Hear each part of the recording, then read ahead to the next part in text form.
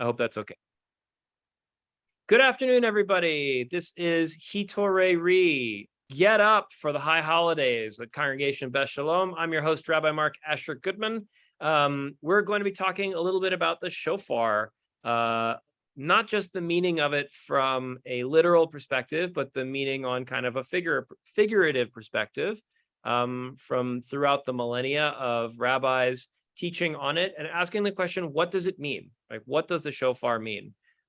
Just a quick disclaimer. I found a lovely text in the Zohar on shofar, and I spent about 2 hours yesterday going down a rabbit hole about the Zohar, what the Zohar said. The Zohar is the mystical Kabbalistic text that is central to mystical Judaism, written by Moses de Leon and Shimon Bar Yochai, depending on who you ask. This is kind of my funny intro that I just thought of, which is, and the reason that I had this text to translate, I had stashed it away in my computer and said, I will translate this eventually, is that it is Rabbi Abba asking Rabbi Shimon Bar Yochai, what is the meaning of the shofar? And then it says, I will use mystical words and I will tell you. And I translated it and I went back through the translation and I tried to understand what the Zohar was saying. And I ultimately decided that I did not understand what they were trying to say. So the chief mystical text in Judaism tells me exactly what the meaning is of shofar. And I'm like, I don't know. I don't understand what that means. And I can't really explain it. We are going to try and get there through less mystical, less magical ways. So hopefully you'll be all along for the ride and you'll enjoy what we have to provide. So for starters, what does the shofar mean to you? Well, oops, that was not what I wanted to do. Sorry about that. That was a soccer article. The shofar, what does it mean to you? So I'm just trying to shrink the screen a little bit, make it a little bit bigger so that we can see it perfectly on the screen. I hope that looks good for all yins. We're going to start off with the shofar as it appears in the Torah. There are 3 places that it's mentioned basically in the first 5 books. There's more than that, but there's 3 principal places. I'm going to give you 2 of them, and I'm going to tell you about the third, because the third is just kind of funny because it gets at a problem that we talked about actually a few classes ago in a different class here at Beth Shalom. So with this, I'm going to read the Hebrew. Marilyn, you're the first box on the screen in the Zoom, so you get to read the English. Vayhi vayom hashlishi b'chiyot haboker vayhi kolot uverakim va'anan kaved al hahar v'kol shofar chazak me'od vayecherad laha'am asher b'machaneh. Now it was on the 3rd day when it was daybreak. There were thunder sounds and lightning, a heavy cloud on the mountain, and an exceedingly strong shofar sound. And all of the people that were in the camp trembled. Great. So I picked this one because this is the first appearance of the word shofar in any of our tradition. And interestingly enough, it has nothing to do with Rosh Hashanah, right? It is, for those of you who didn't pick this up, I think most of you probably know exactly what scene we're talking about. We're talking about Sinai, and we're talking about the scene right before the 10 commandments are given, right? Moses is up on the mountain, and the mountain is trembling and on fire and on smoke, and it's very loud. And there's all sorts of weird things going on here, right? And there is a shofar sound, parenthesis, but nobody is blowing the shofar. The other thing that's interesting here is, at least in our translation, there's no translation of the word shofar. So if you look in one of the others, so Sefaria has 14 different translations of the Torah available in just English, and they offer ram's horn sometimes, and they offer horn sometimes. And sometimes, like here, you just get shofar. So clearly it's a big dramatic moment, but it's unclear what the drama of the shofar is, right? It's this blast. And in this case, it kind of signifies the presence of the divine, right? And other than that, we don't really know. And perhaps the giving of the law. There are other places in Torah, which we're not going to look at today, for instance, in the book of Joshua, where they blow a shofar and the walls of Jericho come tumbling down, right? And the shofar is also used as an instrument of war to call people to battle. So that's another thing that you'll kind of see that is parallel and similar to this. Well read, Marilyn. Thank you very much. Mark, you're going to read the next one. This is our last Torah-itic text, and then I'm going to tell you the third Torah-itic text, just because I didn't think we needed to read it. I'll read the Hebrew. Mark, you're going to read the English. U'b'chodesh hashvi'i b'echad l'chodesh mikra kodesh yeh lechem kol melechet avodah lo ta'asu yom trua yeh lechem. In the 7th month, on the first day of the month, you shall observe a sacred occasion. You shall not work at your occupations. You shall observe it as a day when the horn is sounded. Okay, every rabbi worth their salt has taught this text about a bazillion times in relation to Rosh Hashanah. There's two interesting things about this text. Number one, this is the basis for Rosh Hashanah. There are two notable, interesting things about that in regards to both Shofar and Rosh Hashanah. One, the word Rosh Hashanah does not appear in this text at all. In fact, the word Rosh Hashanah does not appear in the Torah at all. The month of Tishrei is the 7th month, right? The first month in the Hebrew calendar, of course, is the month of Nisan.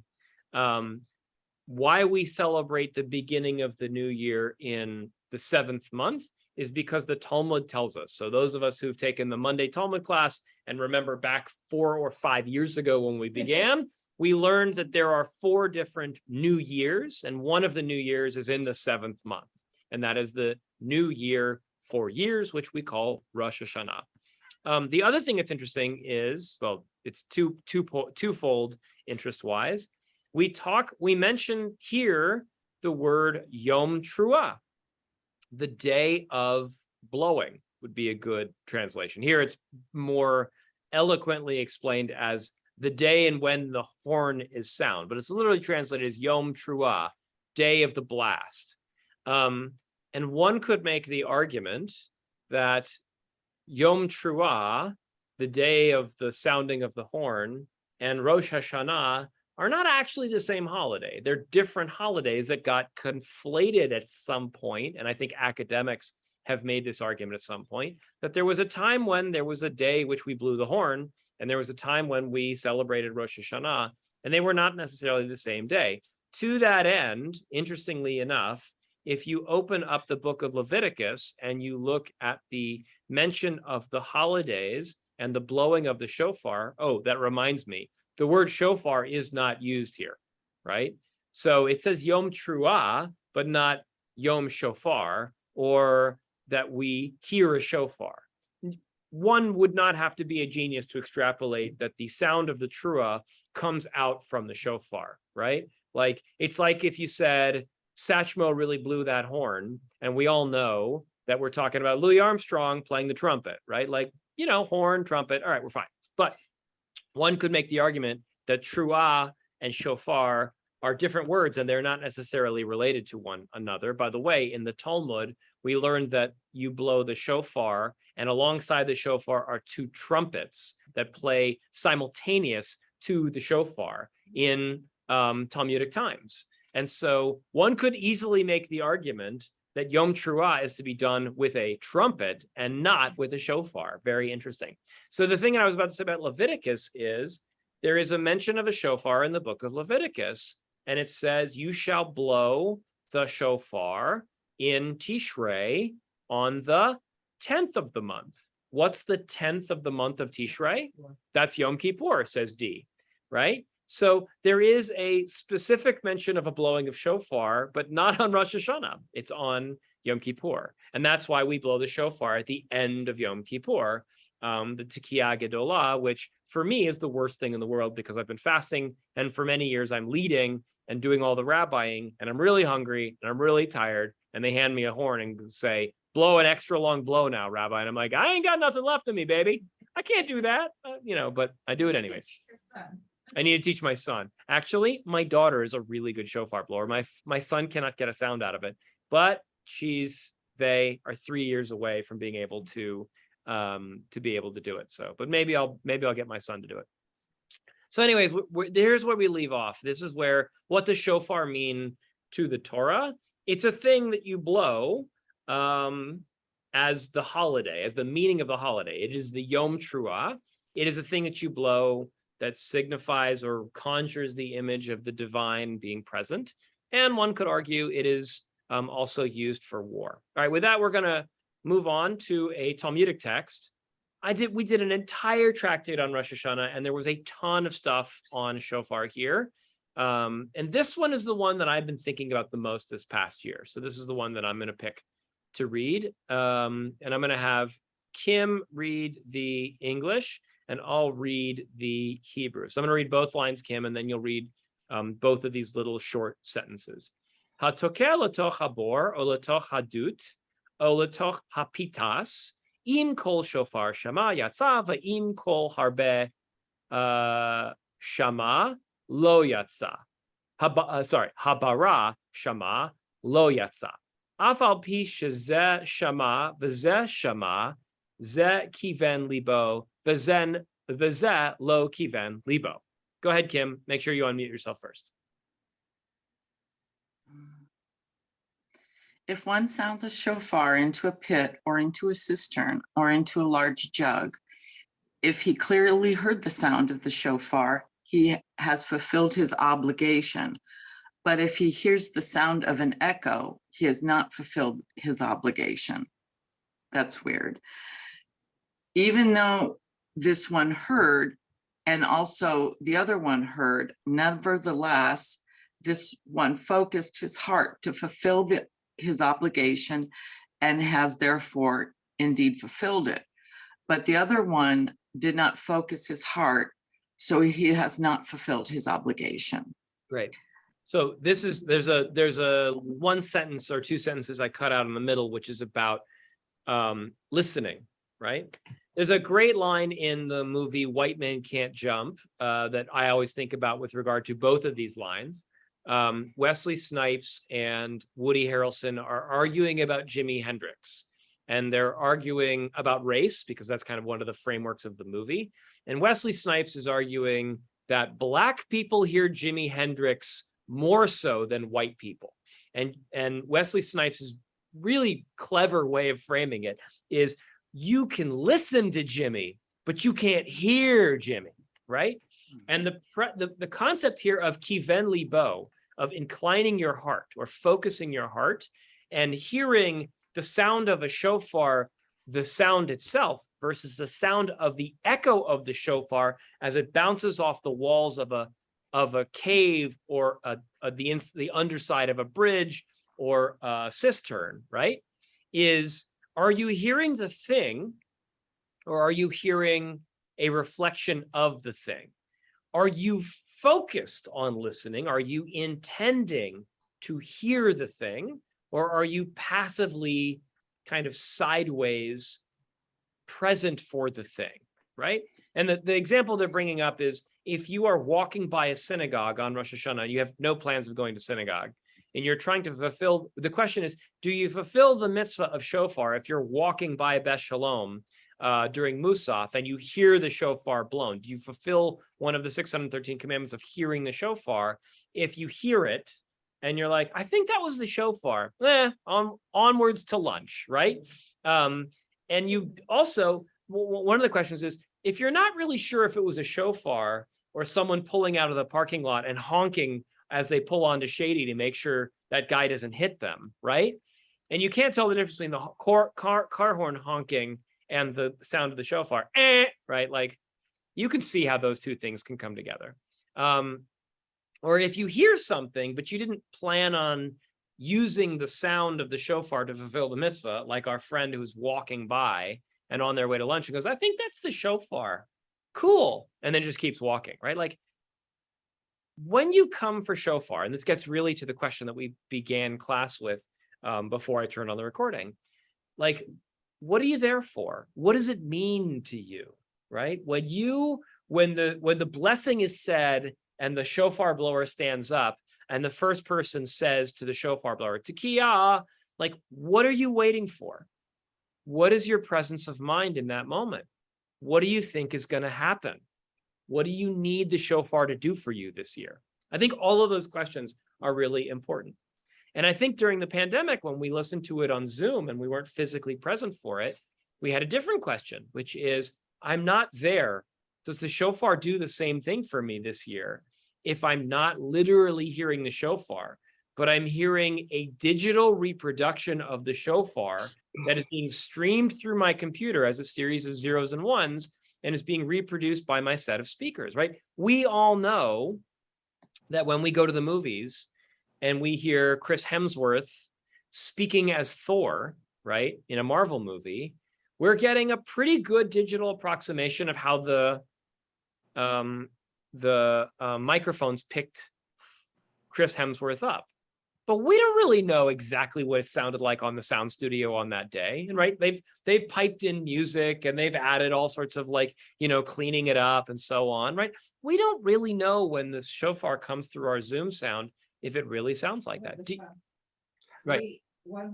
A couple mornings in years past, when we did not have a shofar blower in the morning, people had the shofar blown through their phone. Right. So, Right. What is, the old commercial that for this group, we all know this, but if anybody younger than me hears this, will maybe go, I don't know what the reference is. But all of us oldsters remember this commercial. Is it live or is it Memorex, right? There was this old TV commercial where there was this amazing symphony being played and you couldn't tell whether it was on the cassette or what. Now, all of us heard cassettes. You could tell the difference, right? You really, really can't. Being live for a performance is different than hearing it recorded. All right, Len has had his hand up for a really long time. Go ahead, Len, and then Marilyn. I was just wondering, the second piece that we read, I fully understand that, in other words, if someone focuses his heart, if someone has the intention of fulfilling the commandment and is sort of in a religious mode, that counts. Whereas if you're walking by and you hear, a train whistle, you're not participating really.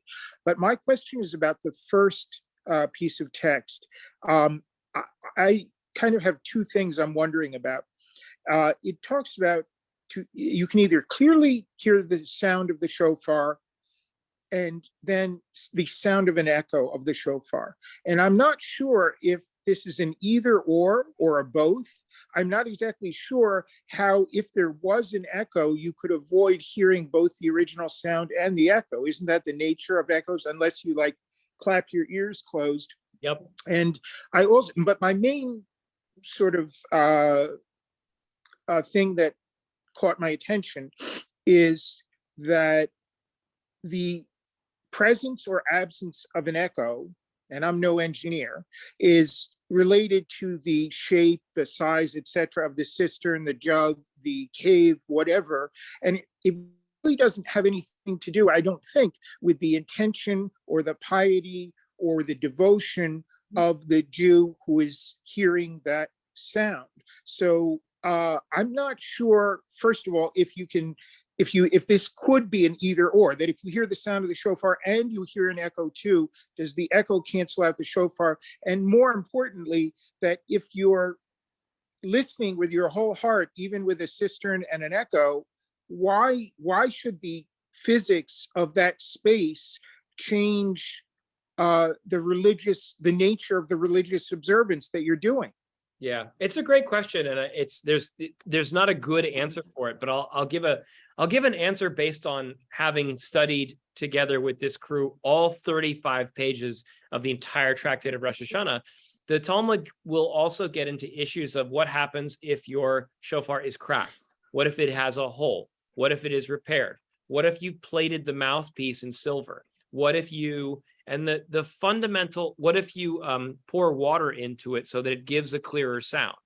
And the fundamental problem that the Talmud wants to raise effectively is we want to make sure what we hear is the shofar and not a modified, adulterated, changed version of the shofar. And so that's, I think, their fear of, they're mostly, I think, Len, afraid of the cistern as a wah-wah pedal, right? You bring the whole congregation down to the cistern and you're like, dude, check out what I can do with our shofar. I'm going to blow this thing and it's going to reverberate in this super cool way, right? Like you don't auto-tune the shofar, right? You don't willfully change the sound of it. Because I think what you're asking is a question that we will never know, which is if you blow a shofar and you're standing next to a cistern, are you hearing the shofar or the cistern? The Talmud tries to answer that, by the way, by saying, if the shofar blower is in the cistern, but they're blowing out, and the person is outside of the cistern, then they're okay. But if the person is standing in the cistern and the shofar is being blown into the cistern, then what they're going to be hearing is the echoing around. So it's like this, they get into a matter of, by the way, if I think Kim is here, Kim remembers when we were at the day school in San Francisco and the physics teacher did a whole class every year on the wave physics of sound and used the shofar as his kind of like Zeke Kosover as his paradigm. And I think if Zeke were here, he'd be throwing rocks at me right now, or rocks at the Talmud, because he'd be saying, that's not how physics works. You know, like he would be really annoyed. So I'm with you, Len. I think their understanding is spiritual and intellectual and not necessarily physics based. All right, that's the best I can do, Len. Marilyn, go ahead and ask your question, then we're going to roll on, because this whole area takes up what we have taken 3 years as a Talmud class to grind our way through. And I very much agree with Len. I understand it's a lovely metaphor, but it's a false one, because even in Shul, the farther you are back in Shul, you're hearing a different sound from that shofar than the people sitting right in front of it or the person blowing it. And so it really, are you hearing an echo? Are you hearing the shofar? Are you hearing it diluted because it's traveled so far to get to you? It isn't that you're hearing it. I think the important thing is that you are absorbing the experience. Because honestly, there is no way with those musical instruments to have everyone hear it exactly the same way. It's Right. always going to be done in relation to where you're physically standing with, and yet they're trying to talk about this as a philosophical, emotional, religious experience isn't determined by where you're standing. It's determined by how you're focused. And if Right. you're focused on the echo, that's great. And if you're focused on right next to the shofar, be careful, you might hurt your eardrums, and you might have an even lesser experience. But again, basically, I agree with Len. I think it's not so much what part of it you're hearing, it's how you are hearing it. Yeah. Are you embracing it? Are you accepting it? Are you taking it into yourself? Not you're hearing an echo, so it doesn't count. We're all hearing an echo of it. When I go into hearing the shofar, I try to have so much kavanah. I have so much presence at that moment. And my presence is very simple, right? I mean, I have studied many, many, many commentaries on the meaning of shofar. And when I get to the moment when they're supposed to blow the shofar, I say to myself, basically in my head, I am listening to the shofar. Like that is the thing that reverberates through my head that I focus. Now, by the way, I have a very different experience now for the last, it's like 10 years now, because I don't hear the shofar purely as the listener. I hear the shofar as the blower. So I am laser focused on doing my best to make that note come out right. And so my intent as the blower becomes, I am trying to, no pun intended, provide with the highest of fidelities the experience for the listener to what it needs to be as the most correct shofar blowing that I possibly can. It's got to be good, right? Which is annoying because nobody hired me to be the rabbi because I'm the best shofar blower in the world, right? It is one of the 4 gazillion skills that comes with being the rabbi, but it is one of those things that is really important. And the funny thing is, I'm pretty good at blowing. I'm not in terms of like sound quality and talent, but my tekiah gedolah is very long. I don't know if that's because I've been a runner for my entire life or just good genes, but like I do a good tekiah gedolah. And people basically like, I could give the world's best sermon at high holidays. I could give the best classes. I could be the most beautiful Kol Nidre davener in the world. But people slap my back at the end of Rosh Hashanah and Yom Kippur saying, like, you're great at blowing shofar. And I'm like, wow, if that's going to lock me down for another 2-year contract, I am here for it, man. That is great. All right, Renee, go ahead. You have a question. Or Mark, did you have a question before that? Yeah, I actually saw read the passage as being directed as much to the shofar blower as to the listener. Right. Cautionary not to try to blow the shofar in a cistern or any of these places that might enhance the experience, falsely enhance the experience. I mean, I'm a clarinetist and I can practice in a room that has a lot of echoes. And I can think, gee, I really sound good. Right. But if I then go into an area outside or in a more a flatter room or concert hall, nope, you're not that good at all. Oh, I'm a terrible guitar player, but I was lulled into a false sense of security because I borrowed for about 5 years my stepfather's 1964 Martin D18, which is a gorgeous, gorgeous guitar. And I could play, as long as I could, do a good job of like holding the chord, I could play 3 or 4 chords on a song and it would just sound like absolute buttermilk on molasses, just amazing, right? And then my stepfather told me when I graduated rabbinical school, he's like, you can't take this guitar with you. This one's mine. But so for rabbinical school, for ordination, my ordination present was a Yamaha. It was a very solid $200 guitar. And I sound like crap, right? Like I'm a bad guitarist with a mediocre instrument, and I do not sound like a 1964 Martin D18. All right, Renee, go ahead. When Marilyn was talking, and then when you were talking about how you hear the shofar, I couldn't help, and you have to be there. So you have to be there.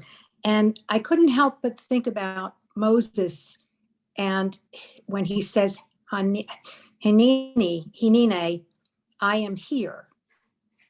And he's focused on what God is saying. And in the same respect, we are focused on the sound of the shofar. Yeah, the word hineni, which Adam uses and Abraham uses, and I think Moses uses at some point, is God calling out and us responding, I am present, I am here.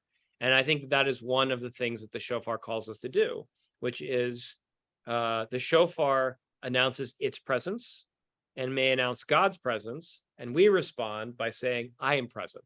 There's a really lovely drash, Renee. I really like that by saying, Kiven libo, I incline my heart, I am paying attention, you're announcing your presence. But you announce your presence in silence, right? You announce your presence with your own mental process of being like, I am here for this moment.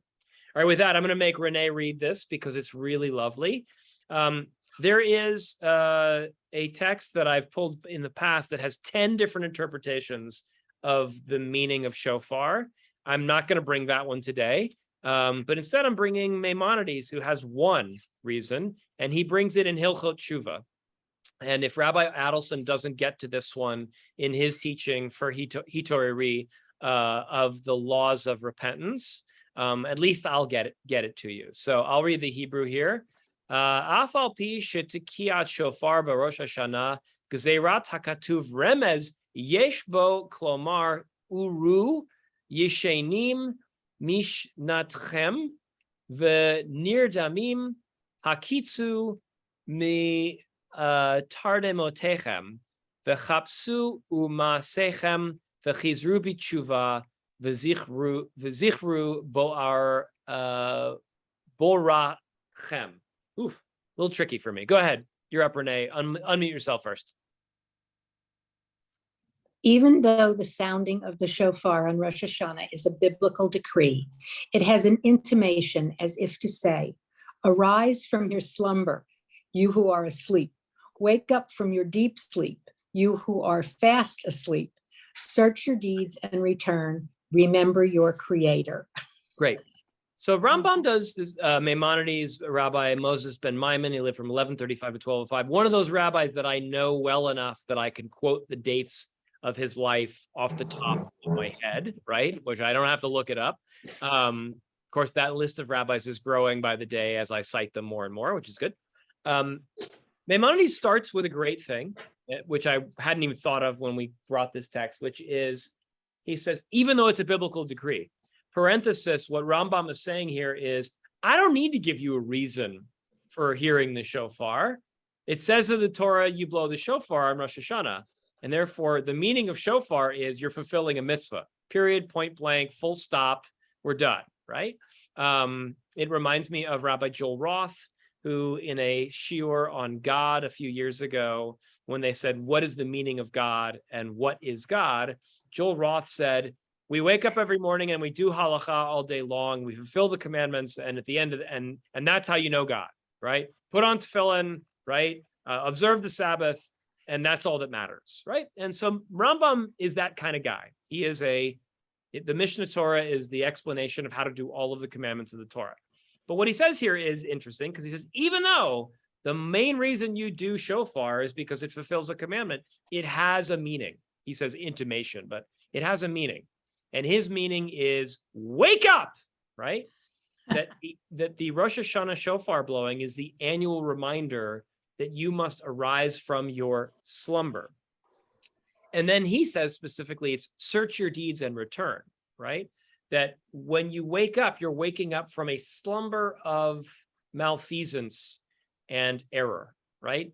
Your slumber has been in either transgressing negative commandments. You've been asleep and eating bacon, or you're missing out on the positive commandments, right? You've missed out on doing stuff, and therefore you need to do tshuva, which is also a commandment, right? And so that's a neat little idea that Rambam pulls together, which is the shofar's purpose in the commandments is actually to link itself to another commandment, and that is the doing of tshuva in the 10 days of repentance, right? The returning, the changing your behavior, the modifying, right? The meaning of shofar for Rambam, according to this, is it makes you a better person, which is really interesting, because before we were talking about being present for it. And the question then becomes, but what are you present for, right? Like what is the sound of this ram's horn meant to invoke in you? And Maimonides is saying it's meant to make you a better person. And then he says, he finishes in a very odd way, which is remember your creator. Now, rabbis are not profligate. They are not lazy with their invocation of divine titles, right? Maimonides could have used any name for God here. And the one that would have made sense to me is like the King of Kings or the Holy One, blessed be. But Maimonides chooses your creator. So Maimonides has very quickly linked in like one short sentence the ideas of commandedness, the idea of presence, the idea of tshuva, and the idea of creation, all in one sentence. I'd like to think that wasn't accidental, but it's a very neat. By the way, why do I pull this text, or is this text remarkable? I think it's remarkable in the fact that like rabbis use this text a lot. This one gets a lot of usage at the high holidays, and it's probably because it's so full, right? To say as much as he does in one sentence is quite remarkable and something I could never pull off, right? He's very, very meaningful. I wish Marilyn were here.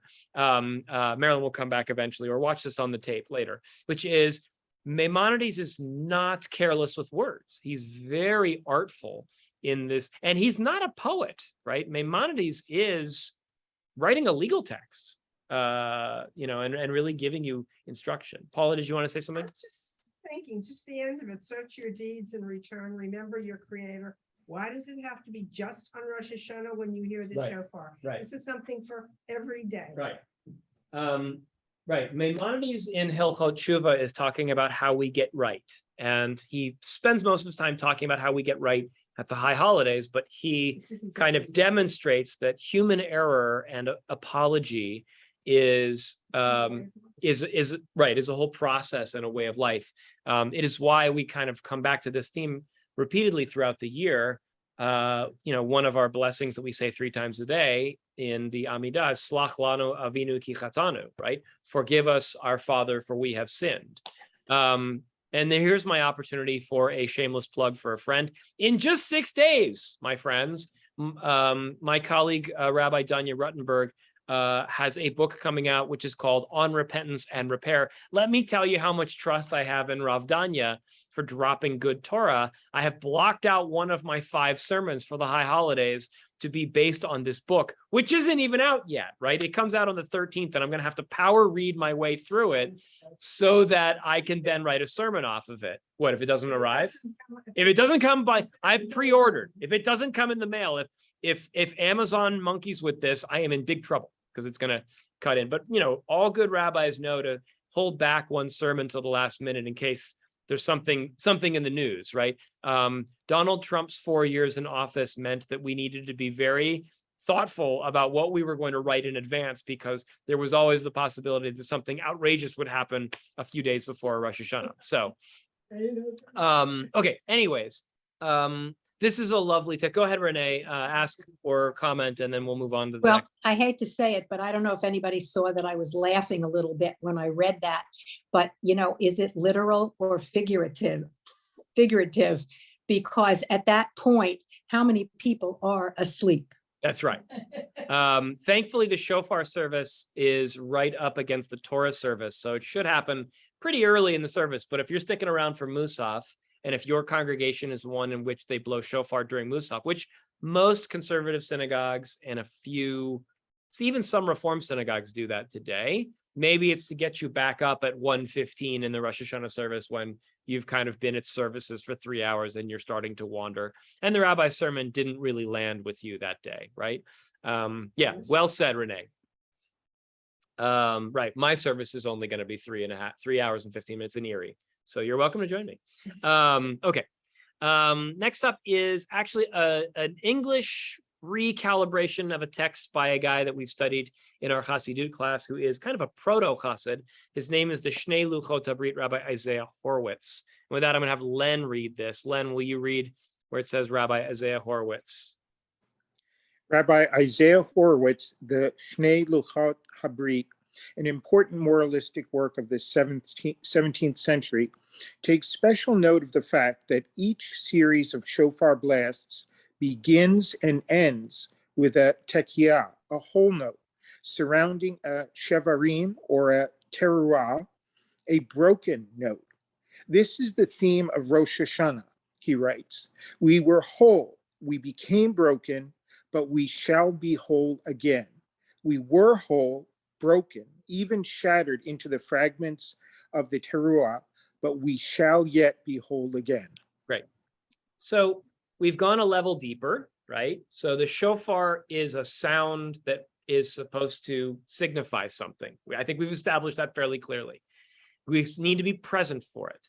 It may compel us to certain acts, right, of tshuva in Maimonides' understanding, right?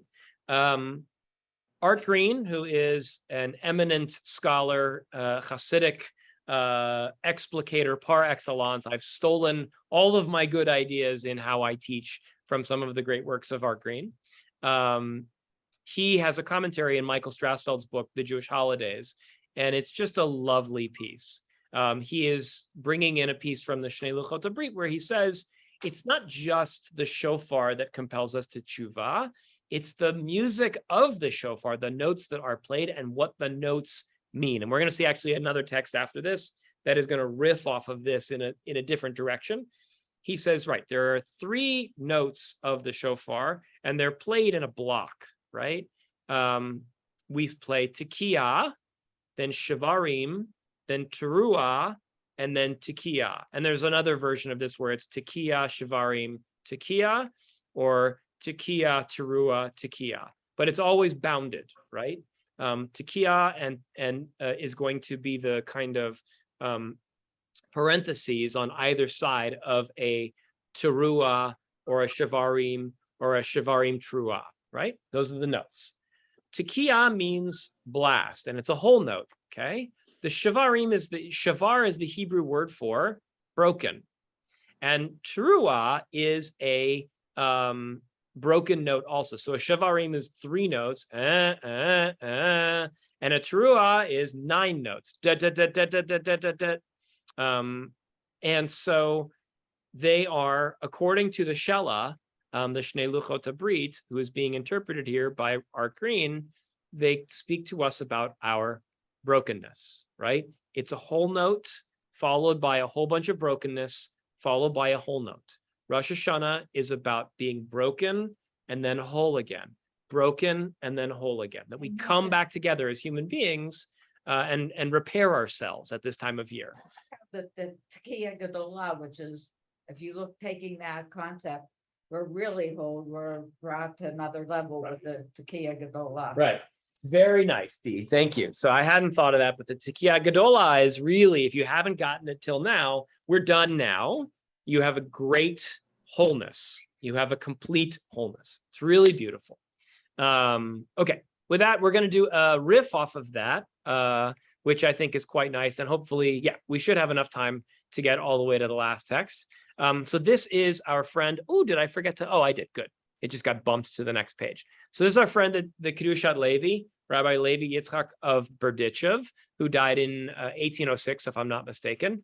And he has a commentary in his book in which he kind of plays with the same idea. And the first 4 words are, I will transliterate them for you, Tekiah, Shavarim, Teruah, Tekiah. I will say again, just in case you forgot, Tekiah is the 1 whole note, Shavarim is the 3 notes, Teruah is the 9 notes, and Tekiah is the 1 long whole note. All right, with that, I'm looking for a new reader, someone whose camera is on so I don't catch them in the middle of doing the dishes. Marilyn, will you read this for us?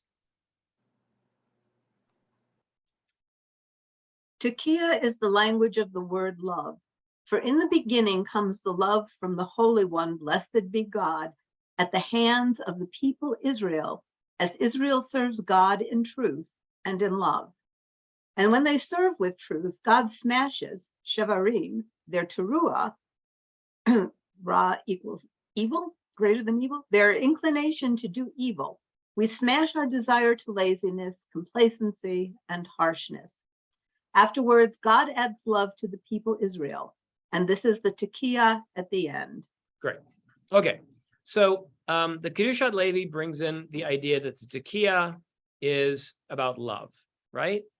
Because, and I think the move that he's making here is this. Comes the love from the Holy One, blessed be God, at the hands of the people Israel, right? What is our fundamental prayer that we say morning and evening? You shall love the Lord your God with all your heart, with all your soul, with all your might. Ve'ahavta et Adonai Elohecha. So God loves the people Israel, and the people Israel love God. That is the fundamental, foundational, main relationship between the people and God and the people. And they repeat it over and over and over again every single day.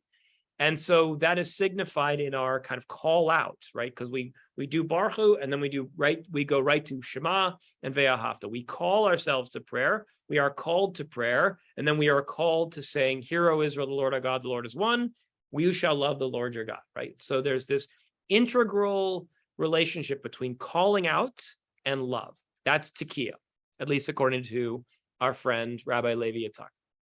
And then he says, and when we serve in truth, God will smash the teruah, which is their inclination to do evil. How does he get there? Again, going back up to this wholeness, brokenness idea that the previous commentator says, Kedushat Levi is going to pivot and do something slightly different. Now, he probably didn't know that text above. He's just going to riff on it in a different way, right? Different jazz music, basically, right? It's Coltrane versus Miles Davis, both doing, these are a few of my favorite things. It's going to come out different, right? So Kedushat Levi here says the Shevarim is brokenness again, but it's not brokenness of the individual. It's breaking the teruah. And teruah is the Hebrew word. The root of it is taf, then resh, then ayin, then hey. What is resh ayin in Hebrew? It's the Hebrew word ra, which means evil. So he's saying, basically, if we were to translate the notes, homiletically, it means love breaks evil, more love, right? Tekiah, love. Shavarim, breaks. Teruah, evil. Tekiah, love. Okay. And what is this evil that we're talking about? He says it's the inclination to do evil. It's the Yetzer Hara. Right? Human beings have a good inclination and an evil inclination according to Kabbalistic, Hasidic, and Talmudic thought. Right?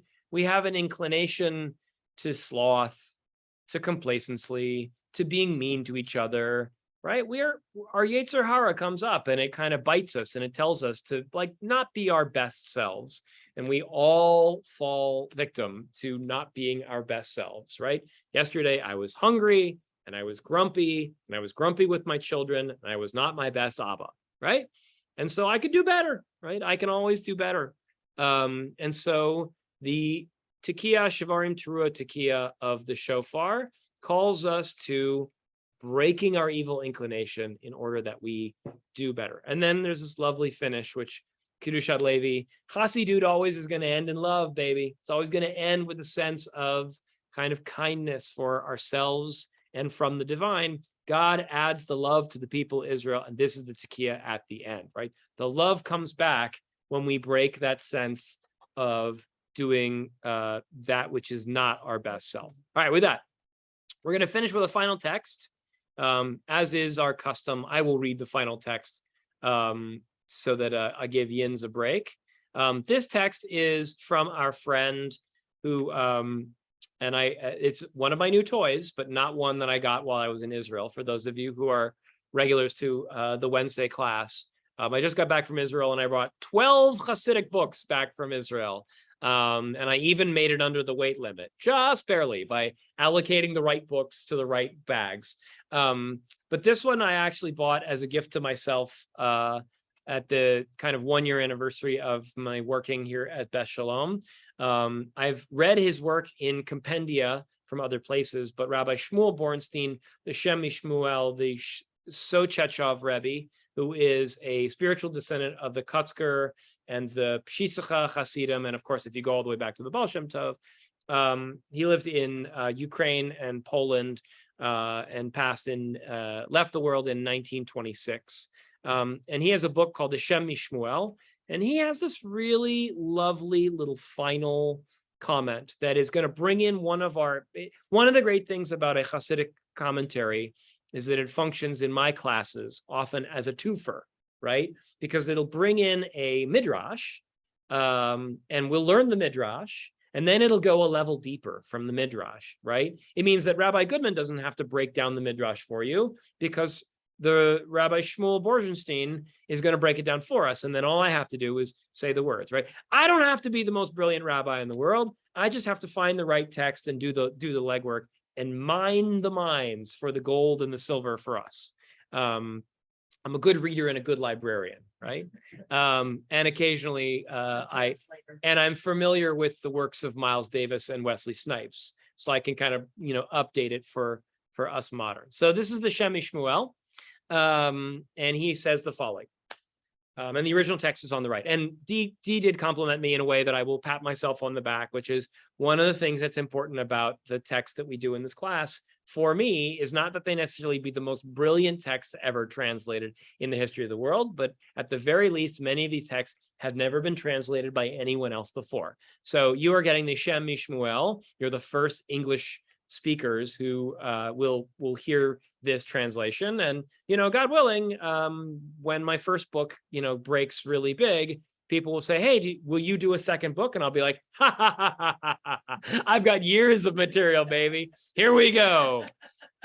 We can only hope. I just learned, by the way, the other day that there was a lawsuit that was rendered at Random House, Penguin and Schuster and Simon, and they revealed the sales of their trade publications, and in 580,000 published titles, more than half of any published title by these major trade authors will sell fewer than 12 copies. Fewer than 12 copies. Half of the books that they will sell fewer than 12 copies. I think my book can beat that record, you guys. I think I can sell more than, I think my mom's going to buy more than 12. So I think I'm okay. All right. And who are these people whose mothers don't buy 12 copies of them? I don't know. Anyways. All right. In the Midrash, Vayikra Rabbah, all the days of the year, the Jews toil at their work. And on Rosh Hashanah, they take up their shofars and blow before the Holy One, blessed be. And God stands up, moving from the throne of judgment to the throne of mercy. And God's heart is inverted from the Midat Hadin, the attribute of justice, to the Midat Harachamim, the attribute of mercy. So this is a classical text which shows up. You have heard it on Rosh Hashanah before because all of your rabbis have taught you this at some point, about what the shofar's purpose is, right? It's one more version of what the shofar is doing, right? Maimonides had his take, and the Shnei Luchot HaBrit had his take, and the Talmud has its take, right?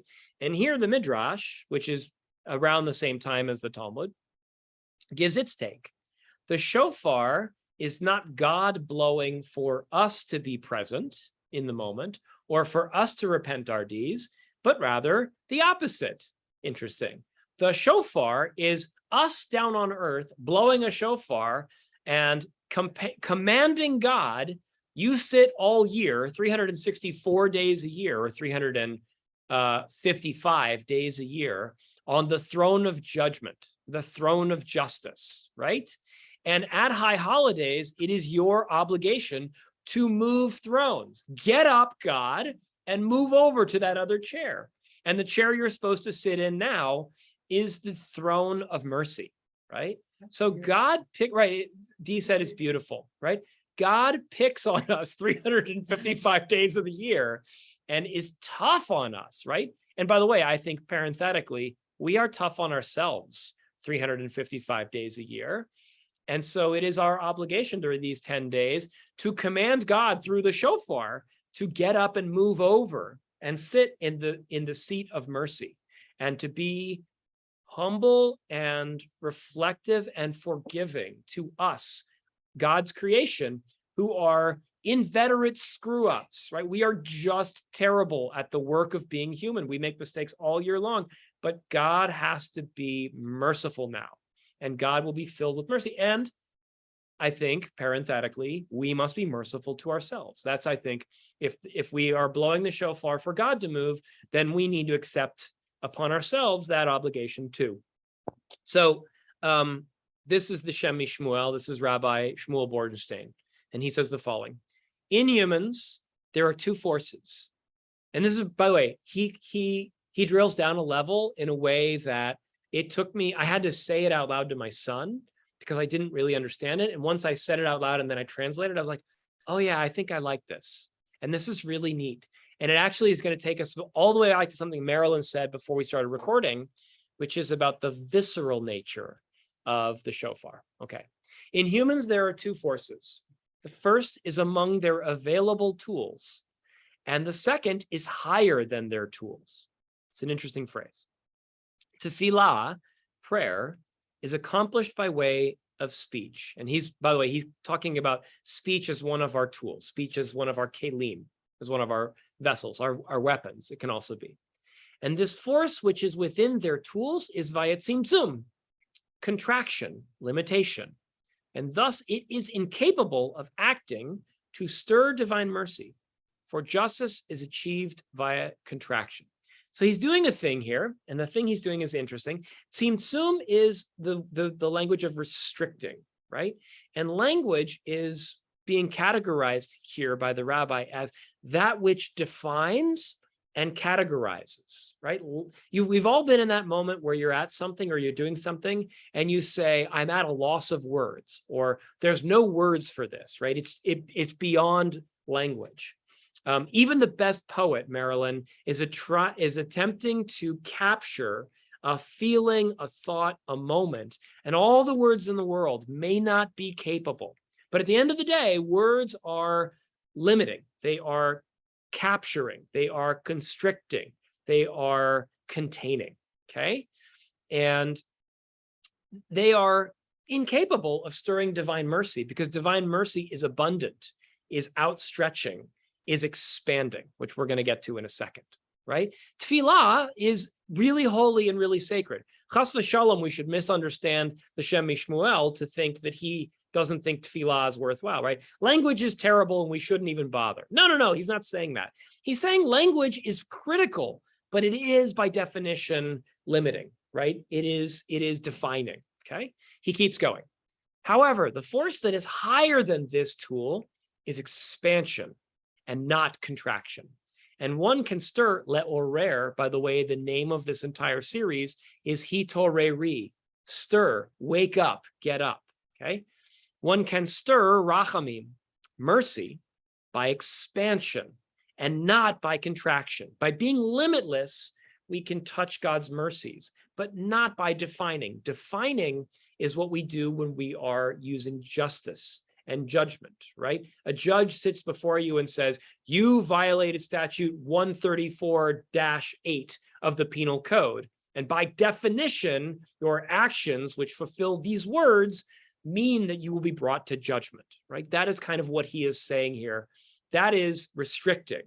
And by definition, if you do something bad, you will be constricted, right? You'll be given 30 days in jail, or they'll take $500 out of your bank account, right? Like you'll be punished by some sort of restriction, constriction, contraction. Okay.